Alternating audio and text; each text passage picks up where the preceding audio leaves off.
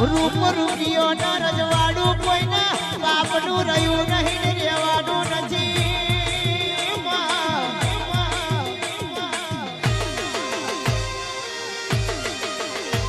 એ કીધું છે રૂપિયા કરોડો મણના ઢગલા હોય પણ દેવ પાછળ વાપરાતા ના હોય રૂપિયા નકો